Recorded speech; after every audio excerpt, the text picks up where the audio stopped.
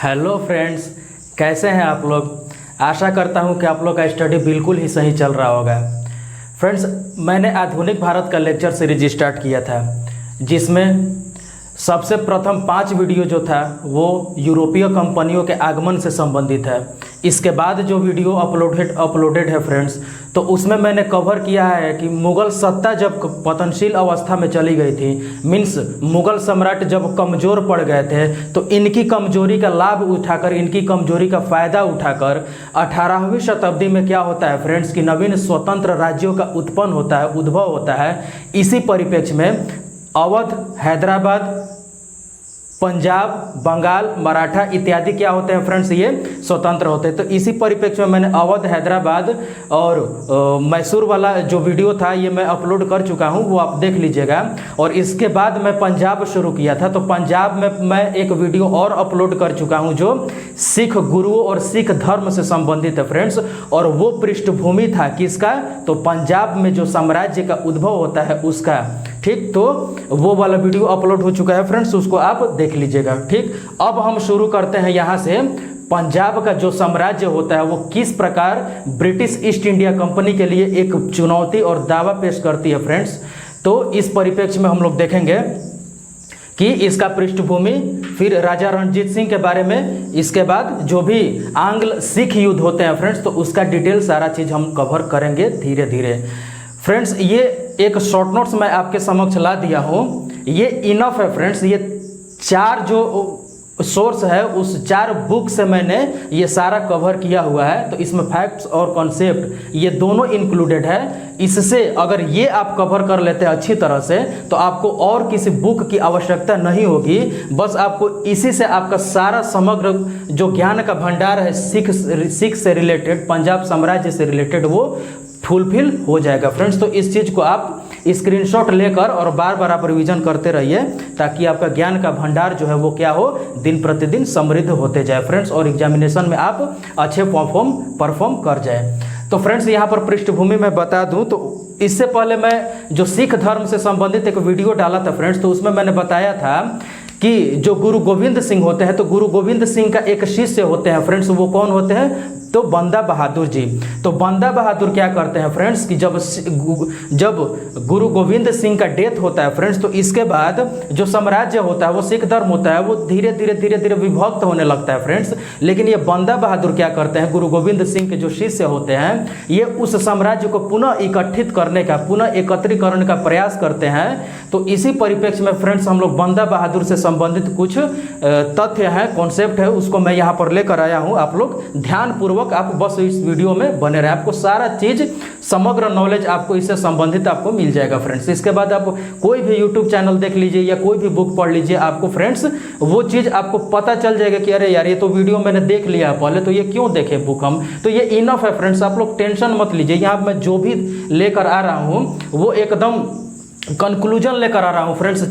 चार जो मेरे पास जो सोर्स है, उस 4 सोर्स का कंक्लूजन लेकर यहाँ पर आ रहा हूँ। तो आप इत्मीनान से बैठिए और इस चीज़ को आप ध्यान से देखिए और याद कीजिए। तो इसके पृष्ठभूमि में देखें फ्रेंड्स, बंदा बहादुर जी क्या करते हैं कि फिर से सिख साम्राज्य को पुनः एकत्रीकरण और पुनः संगठित करने का प्रयास करते हैं। तो इसका डिटेल हम लोग देखेंगे फ्रेंड्स। ये कौन थे फ्रेंड्स, तो गुरु गोविंद जी जो थे, उनके क्या थे, ये शिष्य थे फ्रेंड्स। इनका जन्म कब होता है, तो 1670 ईस्वी में इनका जन्म होता है। कहाँ, तो पूंछ जिला के रजौरी नामक गांव में। ये कहाँ पर है फ्रेंड्स, तो जम्मू कश्मीर वाला आज के इलाका में पड़ता है। इनका बचपन का नाम क्या था फ्रेंड्स, तो लक्ष्मण दास, या कहीं कहीं किसी बुक में ये भी लिखा हुआ है लक्ष्मण देव। तो आप ये याद रखिए, लक्ष्मण दास या लक्ष्मण देव। ये अपना राजधानी कहाँ बनाते हैं फ्रेंड्स, तो ये अपना राजधानी कहाँ बनाते हैं, तो लोहगढ़ में अपनी राजधानी बनाते हैं। फिर आगे देखिए, तो सरहिंद का उस समय इस एरिया में उस समय क्या था फ्रेंड्स, मुगल सूबेदार नियुक्त किया जा रहा था। किसके माध्यम से, तो मुगल सम्राट के माध्यम से।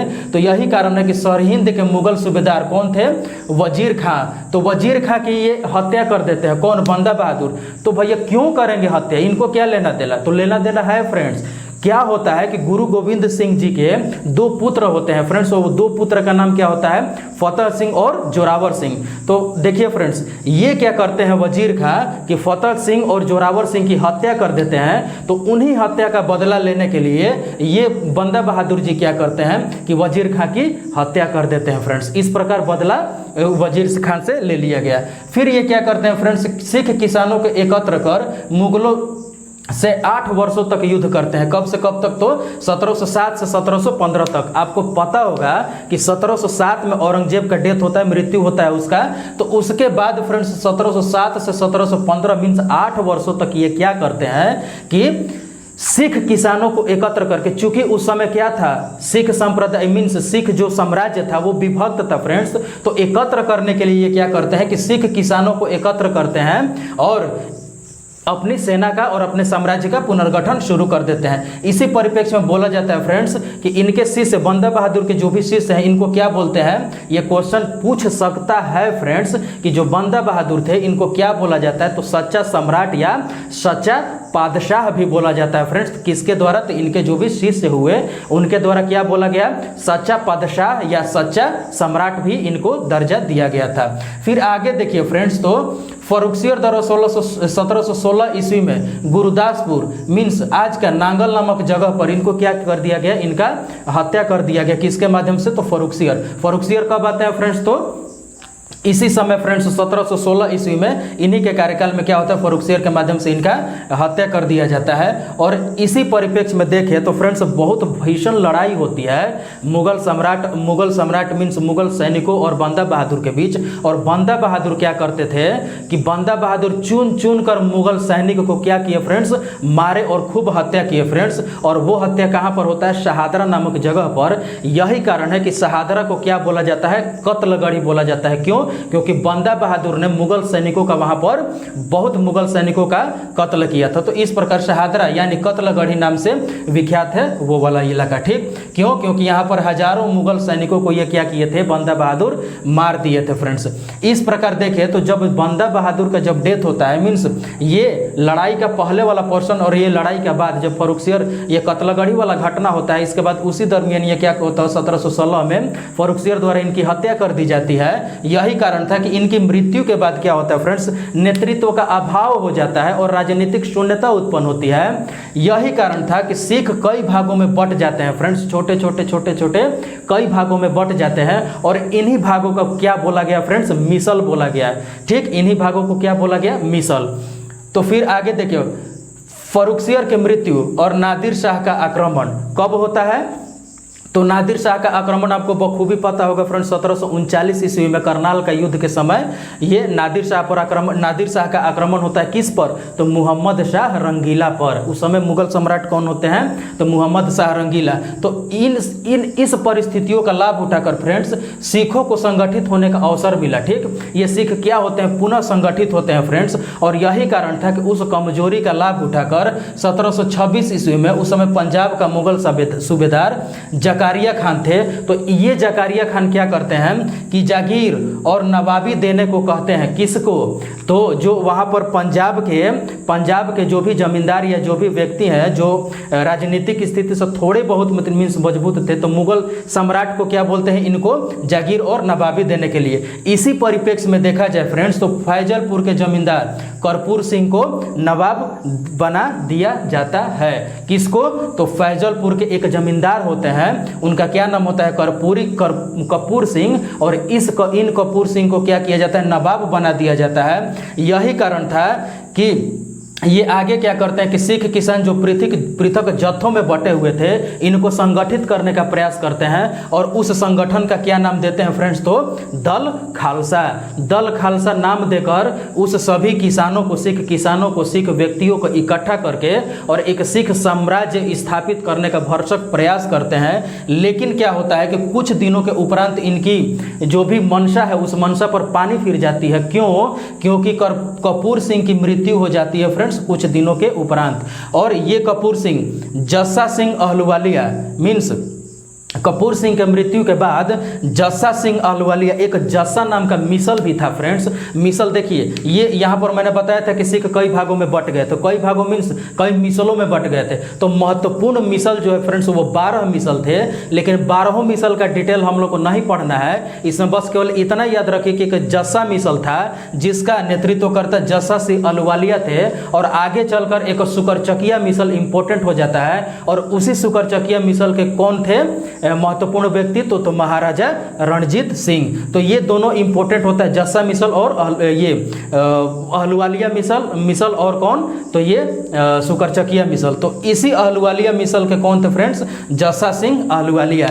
ये क्या करते हैं कि कपूर सिंह के मृत्यु के बाद ये क्या करते हैं कि फिर से एक प्रयास करते हैं फ्रेंड्स, और इसी प्रयास में फ्रेंड्स क्या होता है कि ये पूर्णतः मीन्स सफल नहीं होते हैं, और क्या होता है कि फिर से ये क्या होता है कि 12 मिसल में ये दल खालसा जो है ये 12 मिसल में फिर से ये टूट जाता है फ्रेंड्स। तो आगे देखिए क्या होता है कि इन्हीं 12 मिसल को पुनः संगठित करने के लिए एक राखी प्रथा की शुरुआत की जाती है। और ये राखी प्रथा क्या है फ्रेंड्स, तो 1/5 भाग मीन्स जो भी आपका उपज हो उस उपज का 1/5 भाग क्या देना है, इस प्रथा के अनुसार एकत्रित करना है फ्रेंड्स। तो ये क्यों था, तो ये इसीलिए था कि कोई बाहरी आक्रांता उस साम्राज्य पर आक्रमण न करे, तो उस आक्रमण से बचने के लिए खुद संगठित खुद मजबूत रहेंगे तब तो उसका प्रतिरोध कर सकते हैं। तो इसी को लेकर ये अपनी मजबूत स्थिति बनाने के लिए दल खालसा में क्या एक राखी प्रथा की शुरुआत करते हैं और संसाधन का एकत्रीकरण करते हैं। और बखूबी पता है आपको कि जब संसाधन का एकत्रीकरण होता है तो सैन्य संगठित होता है फ्रेंड्स, और सैन्य साजो सामान पर ज़्यादा खर्च होता है, और इस प्रकार आप सुरक्षित हो जाते हैं बाहरी आक्रमण से। तो इस प्रकार देखिए फ्रेंड्स, ये दल खालसा में जो राखी प्रथा की शुरुआत हुई थी, इससे राजनीतिक शक्ति पंजाब का मीन्स सिख एरिया है उसका क्या होता है, राजनीतिक शक्ति थोड़ा बढ़ता है। और यही कारण है फ्रेंड्स कि सुकरचकिया मिसल के नेतृत्व में क्या होता है कि महाराजा रणजीत सिंह के माध्यम से इसी को राजनीतिक शक्ति का केंद्र बना दिया जाता है, सुकरचकिया मिसल के राजा रणजीत सिंह के माध्यम से। अब ये सुकरचकिया मिसल इतना चुनौती पेश करने लगता है कि ब्रिटिश ईस्ट इंडिया कंपनी के एकदम नाक में दम हो जाता है फ्रेंड्स। ठीक, तो इस प्रकार देखिए, तो आधुनिक पंजाब का श्रेय किसको जाता है, तो सुकरचकिया मिसल को। ठीक, अब इसका हम लोग डिटेल आगे देखेंगे। ये सुकरचकिया मिसल के जो राजा रणजीत सिंह थे फ्रेंड्स, ये किसके पुत्र थे, तो महासिंह के पुत्र थे। और इस महासिंह का किस वाला एरिया पर ये कब्जा था, तो रावी और चिनाब वाला एरिया। इस मैप से समझे फ्रेंड्स, इस मैप से ये वाला कौन सा इलाका है, ये मैंने ये जहाँ खींचा है ये वाला, तो ये इसको रावी नदी है फ्रेंड्स, ये रावी नदी और कौन सा चिनाब नदी, तो ये चिनाब नदी हुआ। तो इस दोनों के बीच में फ्रेंड्स, इस दोनों के बीच में मीन्स ये वाला एरिया में कौन थे, तो महासिंह का यहाँ पर कब्जा था, यहाँ पर महासिंह का साम्राज्य था। इन्हीं का पुत्र कौन होते हैं, महाराजा रणजीत सिंह। तो अब रणजीत सिंह के बारे में ज़्यादा इंपॉर्टेंट हो जाता है फ्रेंड्स एग्जामिनेशन के पॉइंट ऑफ व्यू से, क्योंकि यहाँ से डायरेक्टली क्वेश्चन उठाकर पूछ देता है फ्रेंड्स। तो देखिए अब शुरू करते हैं महाराजा रणजीत सिंह। ठीक, इनका जन्म कहाँ हुआ है फ्रेंड्स, गुजरावाला इलाका में। गुजरावाला आज का पंजाब वाला इलाका में पड़ता है फ्रेंड्स।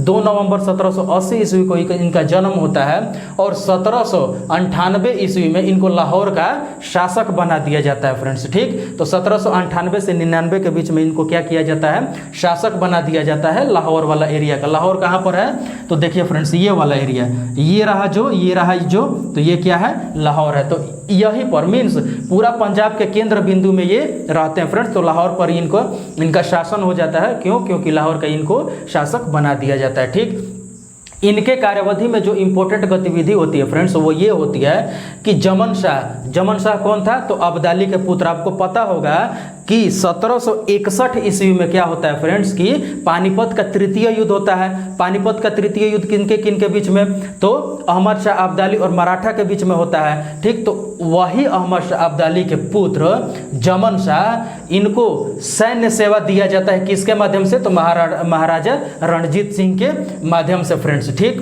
तो ये देखिए यही कारण था कि सैन्य सेवा की सुविधा दी जमन शाह को। तो जमन शाह क्या करते हैं कि राजा रणजीत सिंह को राजा की उपाधि दे देते हैं, और यहीं से रणजीत सिंह के नाम के आगे क्या लग जाता है, राजा। तो अब क्या हुआ, राजा रणजीत सिंह। तो राजा रणजीत सिंह हो गया फ्रेंड्स। और इसके बाद ये क्या करते हैं, जमन शाह की लाहौर की सूबेदारी भी इनको दे देते हैं, चूंकि पहले से शासक थे ही और सूबेदार भी इनको घोषित कर दिया गया। इस प्रकार 1799 ईस्वी में ये क्या करते हैं फ्रेंड्स, लाहौर को राजधानी बनाते हैं। और इसी समय यहाँ भंगी मिसल का शासन था। तो भंगी मिसल खत्म, भंगी मिसल के बाद कौन आ गया फ्रेंड्स, तो शुकर चकिया मिसल। ठीक, आगे फ्रेंड्स देखिए कि 1805 ईस्वी में, अब यहाँ पर देखिए, अब सिख साम्राज्य को एक्सपेंड करने का अब समय आ गया फ्रेंड्स। किसके नेतृत्व में, तो महाराजा रणजीत सिंह के नेतृत्व में। तो ये क्या करते हैं कि अब 1805 ईस्वी में अमृतसर को जीत लेते हैं, ये अमृतसर वाला एरिया इसको जीत लेते हैं। अब देखिए एक्सपेंशन शुरू कर दिए अपना, सिख पंजाब साम्राज्य को बढ़ाना शुरू कर दिए। और यही करते करते ये ब्रिटिश ईस्ट इंडिया कंपनी को भी चुनौती पेश करने लगेंगे फ्रेंड्स। और ये कैसे, तो ये आगे आप देखते रहिए। ठीक, तो इसी समय ये 1805 में अमृतसर को जीता, और 1808 ईस्वी तक जाते जाते फ्रेंड्स ये क्या करते हैं कि सतलज नदी के पार करने का प्रयास करते हैं। और वहां पर उस एरिया में जीत कर किसको सतलज नदी को पार करके ये फरीदकोट, मुलेर कोटला, या यूं कहें तो आगे अंबाला को जीतते हैं। तो ये सतलज नदी हुआ फ्रेंड्स, ये बॉर्डर ये क्या है, ये सतलज नदी है। सतलज नदी के अब इस साइड में भी आ जाते हैं फ्रेंड्स, और सतलज नदी के पार करके ये अंबाला वाला एरिया को भी ये जीतने का प्रयास करते हैं फ्रेंड्स। इसी परिप्रेक्ष्य में देखें तो ब्रिटिश ईस्ट इंडिया कंपनी ये क्या करती है कि अब देखती है कि भाई ये तो सतलज नदी से आगे चले गए, और चूंकि इनका सिख संप्रदाय और सिख साम्राज्य को एक्सपैंड करना था, बड़े पैमाने पर फैलाना था, तो ये सतलज नदी के बाहर अब और जाके भारत के एरिया में भी और घुसने लगते, मींस दिल्ली और यूपी वाला एरिया में भी घुसने लगते। तो इसीलिए ब्रिटिश ईस्ट इंडिया कंपनी क्या की फ्रेंड्स कि ये अब खुद के समक्ष एक चुनौती समझने लगी, किसको, तो ये राजा रणजीत सिंह को। तो यही कारण था कि अपनी सुरक्षा की दृष्टि से ब्रिटिश ईस्ट इंडिया क्या करती है कि अमृतसर की एक संधि कराती है। कब, तो 1809 ईस्वी में फ्रेंड्स। और यही अमृतसर की संधि किसके बीच में होता है, तो मेटकॉफ और राजा रणजीत सिंह के बीच में होता है। ये मेटकॉफ कौन थे फ्रेंड्स, तो उस समय लॉर्ड मिंटो जो थे वो बंगाल का गवर्नर थे, बंगाल का गवर्नर जनरल थे। तो इन्हीं का दूत कौन था, मेटकॉफ थे। तो मेटकॉफ और राजा रणजीत सिंह के बीच में एक संधि होती है, जिस संधि का नाम अमृतसर की संधि होती है। और इसमें प्रावधान ये दिया गया कि आप मीन्स महाराजा रणजीत सिंह को बोला गया कि आप सतलज नदी से, मीन्स ये सतलज नदी है, तो सतलज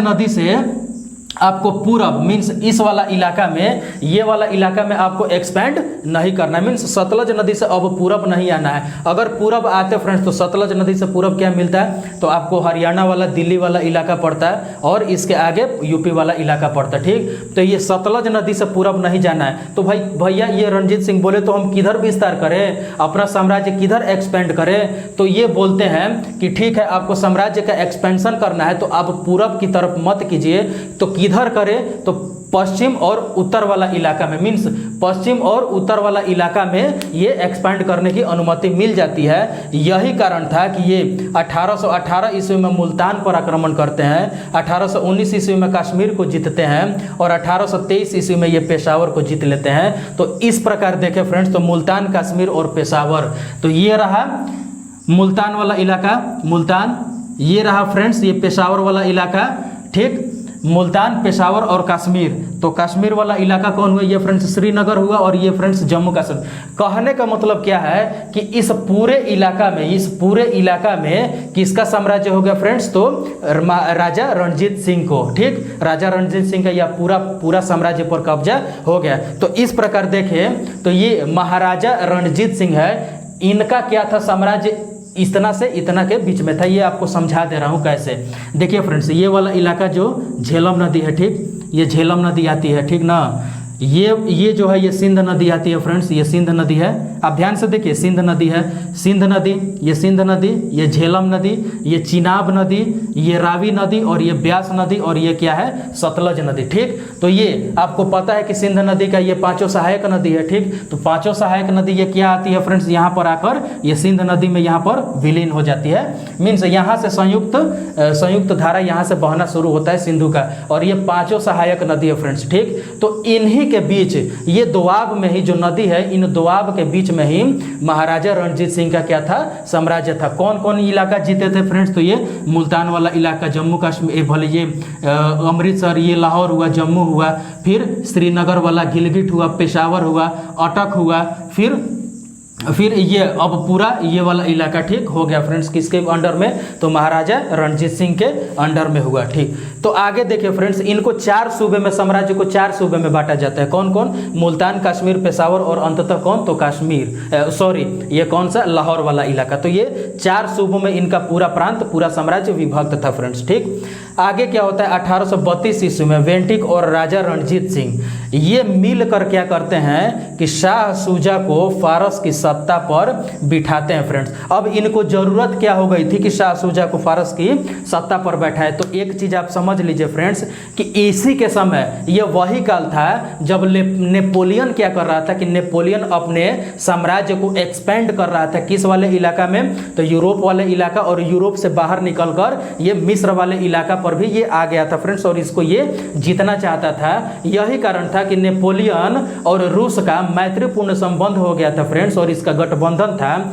और ब्रिटिश ईस्ट इंडिया ये जानती थी कि जब नेपोलियन एक्सपैंड करके मिस्र तक आ सकता है तो फारस होते हुए भारत में भी घुस सकता है। यही कारण था फ्रेंड्स कि फारस में एक अवरोधक को जन्म देना था और अवरोधक को एक स्थापित करना था। तो इसी कारण से शाह शुजा को फारस वाले इलाके में सत्ता पर बैठा दिया जाता है और शाह शुजा से मैत्रीपूर्ण संबंध ब्रिटिश ईस्ट इंडिया कंपनी स्थापित करती है। तो इस प्रकार फ्रेंड्स देखिए, तो एक अवरोधक का काम कर दिया गया। मीन्स उधर नेपोलियन, बीच में कौन, फारस, और इधर कौन, आप मैप से समझे फ्रेंड्स, ये वाला इलाका कौन है, ये भारत का है, ये वाला इलाका फारस का है, और इधर मिस्र और ये नेपोलियन एक्सपेंड कर रहा था अपना साम्राज्य।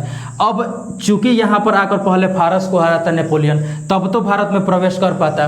तो यहीं पर अवरोधक एक पैदा कर दिया था, कौन, ब्रिटिश ईस्ट इंडिया कंपनी, ताकि ये वाला एरिया सुरक्षित हो जाए। किससे, तो नेपोलियन से। ठीक, तो ये था स्ट्रेटेजी किसका, तो स्ट्रेटेजी किसका था, तो वेंटिक का। तो यही वेंटिक और रणजीत सिंह दोनों मिलकर शाह शुजा को फारस की सत्ता पर काबिज करते हैं, और इसी से खुश होकर ये शाह शुजा क्या करते हैं, फारस के शासक शाह शुजा की कोहिनूर हीरा को क्या कर दिया जाता है कि वापस लौटा दिया जाता है। तो आपको पता होना चाहिए फ्रेंड्स कि कोहिनूर हीरा कैसे भारत से बाहर चला गया था। तो आपको बताया था मैं 1739 ईस्वी में जो करनाल का युद्ध होता है फ्रेंड्स, किसके किसके बीच, तो नादिर शाह और मोहम्मद शाह रंगीला के बीच। तो मोहम्मद शाह रंगीला से उस कोहिनूर हीरा को ले लिया जाता है नादिर शाह के माध्यम से, और नादिर शाह लेकर भारत से बाहर चले जाते हैं फ्रेंड्स। तो अब क्या होता है, कोहिनूर हीरा फिर से वापस भारत आ जाता है। तो किसके साम्राज्य में, तो यही महाराजा रणजीत सिंह के माध्यम से फ्रेंड्स। फिर आगे देखें, तो ये वाला चीज़ मैं आपको समझा दिया फ्रेंड्स कि क्यों शाह शुजा को फारस की सत्ता पर बैठाया था। फिर आगे देखें फ्रेंड्स, 1839 ईस्वी में रणजीत सिंह की क्या हो जाती है, मृत्यु हो जाती है फ्रेंड्स। ठीक, इसी के समय महाराजा रणजीत सिंह की मृत्यु हो जाती है फ्रेंड्स। फिर आगे देखिए फ्रेंड्स, तो स्थायी सेना फ्रेंड्स कौन महत्वपूर्ण तथ्य में हम लोग देखेंगे फ्रेंड्स आगे कि कौन कौन से इनके कार्यावधि में महत्वपूर्ण फैक्ट्स, मीन्स महत्वपूर्ण चीज इंपॉर्टेंट फ्रेंड्स। तो इसी परिप्रेक्ष्य में देखें तो 1839 में रणजीत सिंह की मृत्यु के बाद ये स्थायी सेना का गठन किया, ये महाराजा रणजीत सिंह के कार्यकाल में ही फ्रेंड्स ये स्थायी सेना का गठन करते हैं। और इस स्थायी सेना का क्या नाम रखा जाता है, तो फौज ए आइन। फिर आगे देखिए फ्रेंड्स, सिक्का चलाया जाता है इनके माध्यम से, और इस सिक्का का क्या नाम रखा जाता है, नानक शाही सिक्के। फिर लाहौर को ये क्या बोलते हैं, लाहौर में एक तोपखाना की स्थापना करते हैं, और वित्त मंत्री के रूप में दीनानाथ को रखते हैं, विदेश मंत्री को फारूक अजीमुद्दीन के नेतृत्व में विदेश मंत्रालय चलता है फ्रेंड्स। और यही कारण था कि महाराजा रणजीत सिंह को एक धार्मिक सहिष्णु व्यक्ति के रूप में, ये महाराजा रणजीत सिंह एक धार्मिक सहिष्णु व्यक्ति के रूप में ये सामने आते हैं। क्यों? क्योंकि देखिए फ्रेंड्स, हिंदू थे ये वित्त मंत्री, और विदेश मंत्री कौन थे, एक मुस्लिम, और शासक कौन थे, तो सिख। तो इस प्रकार क्या हुआ, धार्मिक सहिष्णुता सामने आ गया फ्रेंड्स। फिर देखिए विक्टर जैकविमो एक इतिहासकार होते हैं फ्रेंड्स। ये क्या बोलते हैं कि इन्हें छोटे पैमाने पर बोनापार्ट का दर्जा दिया। बोनापार्ट कौन, तो नेपोलियन बोनापार्ट फ्रेंड्स, ठीक, जो विश्व को एक छत्रछाया अपने साम्राज्य में स्थापित करने का प्रयास कर रहा था। तो यही देखिए उन्हीं का उपनाम लेकर ये विक्टर जैकविमो क्या बोलते हैं कि ये छोटे पैमाने पर ये क्या है, एक बोनापार्ट है। फिर एक हंटर महोदय होते हैं इतिहासकार, ये क्या बोलते हैं कि धार्मिक स्थिरता और धार्मिक जोश में ओलिवर कैंपबेल के लौह सैनिक के बाद इस सेना का कोई जोड़ नहीं। कहने का मतलब क्या था कि ये अपने सेना को इतना मजबूत कर दिए थे फ्रेंड्स, इतना मजबूत कर दिए थे कि ओलिव कैंपबेल के नेतृत्व में जो सेना था, उससे ये दूसरा दर्जा का मीन्स उससे वृहत सेकंड लास्ट जो बोले, सेकंड स्थान पर किसका सेना था फ्रेंड्स, तो सेकंड स्थान पर किसका था, तो महाराजा रणजीत सिंह का सेना था। संगठित करने के उद्देश्य से सिख राज्य को सरकार ए खालसा नाम दिया गया। पूरे साम्राज्य को क्या नाम दिया गया फ्रेंड्स, तो सरकार ए खालसा नाम दिया गया, ठीक। रणजीत सिंह के बाद खड़क सिंह और नौनिहाल सिंह ये क्या होते हैं, सिख शासक बनते हैं फ्रेंड्स। लेकिन चूंकि ये अयोग्य होते हैं इसीलिए इनका कार्यावधि ज़्यादा समय तक नहीं होता है। यही कारण था कि 1843 ईस्वी में शेर सिंह को पंजाब का शासक बनाया जाता है फ्रेंड्स। और ये क्या करते हैं कि ये कौन था फ्रेंड्स, देखिए डोगरा हिंदू शासक अपने प्रभाव से शेर सिंह को शासक बनाया। उस समय क्या था कि चूंकि रणजीत सिंह का मृत्यु हो गया था, इसीलिए क्या था फ्रेंड्स कि थोड़ा सा पंजाब वाला एरिया का जो राजनीतिक शक्ति है वो थोड़ा कमजोर हो गया था, और हिंदू शासक उस समय क्या हो गए थे, अपने को ज़्यादा शक्तिशाली बना लिया था। तो इन्हीं के हस्तक्षेप से शेर सिंह को क्या बनाया गया, पंजाब का शासक बनाया गया।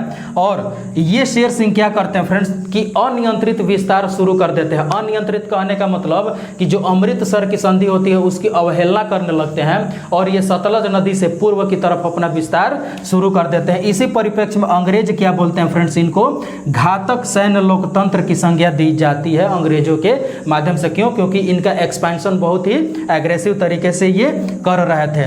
फिर 1843 ईस्वी में छोटी विधवा जिंदन कौर के पुत्र दलीप सिंह क्या करते हैं, शासक बनते हैं। शेर सिंह के मृत्यु के उपरांत कौन शासक बनता है फ्रेंड्स, तो ये छोटी विधवा, कहने का मतलब कि जो महाराजा रणजीत सिंह थे तो उनकी छोटी पत्नी मीन्स छोटी पत्नी से जो पुत्र पैदा हुआ था वो कौन थे, तो दलीप सिंह। तो यही दिलीप सिंह क्या होते हैं कि इनको शासक बनाया जाता है फ्रेंड्स, और वजीर के रूप में लाल सिंह को रखा जाता है। और ये दलीप सिंह को किसके संरक्षण में, तो इनकी राजमाता जो झिंडन होती है तो उसी झिंडन के नेतृत्व में ये संरक्षण में ये क्या होता है, इनको शासक बनाया जाता है फ्रेंड्स। लेकिन 1843 ईस्वी में यह क्या होता है कि British East India Company Sindh को हस्तगत कर लेती है फ्रेंड्स। और यही कारण था कि जो सिख साम्राज्य के नेतृत्व करता थे राजा दिलीप सिंह, और इनके जो राजमाता कौन थी, तो झिंडन कौर थी फ्रेंड्स। तो ये एक इन पर संदेह हो जाता है फ्रेंड्स